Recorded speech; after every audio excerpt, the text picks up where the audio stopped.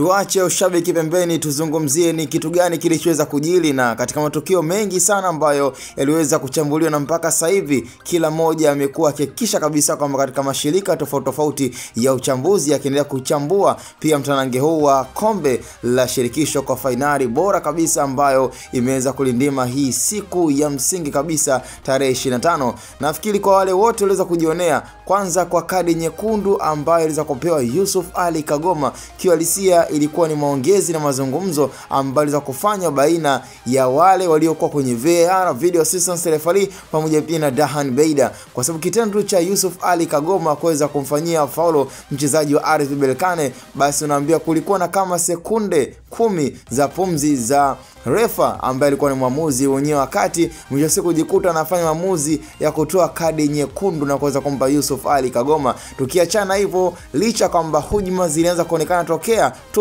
Simba ilivyoweza kunyimwa uwanja wa Benjamin Mkapa ambao tayari umekamilika na una kila kigezo cha kuweza kutumika kwenye fainali ya kombe la shirikisho, lakini mambo yamekuwa ndivyo sivyo, na yule mwamuzi aliyewaumiza klabu ya Yanga na ambao hawatakuja kumsahau, na kama kawaida amekuwa akifanya mawasiliano na wale waliopo kwenye VAR system, ambapo nafikiri kwa wale waliokuwa nakumbuka zaidi goli la Yanga ambalo lilikataliwa, refa alichezesha, na refa ambaye anaonekana kabisa kama anapendelea mchezo alikuwa ni huyu refa kutokea Mauritania ambaye ni Dahan Beida. Sasa kimeweza kutokea vile klabu ya Simba katika siku ambayo pia na wao hawatakuja kuisahau, kama Yanga ambavyo hawakuwahi kusana mpaka leo hii inaendelea kuishi. Yanga aliweza kunyimwa goli lake la halali ya kuweza kuingia hatua nusu finali ya kombe la klabu bingwa, lakini hatimaye Simba Sport Club pia na wao wameweza kushuhudia wao wenye bila hata ya kuambiwa. Huyo ndo mwamba Dahan Beida, mwamba ambaye kwa sasa anaonekana kabisa kwamba anaharibu soka la Kiafrika kwa kutumwa na viongozi wa CAF.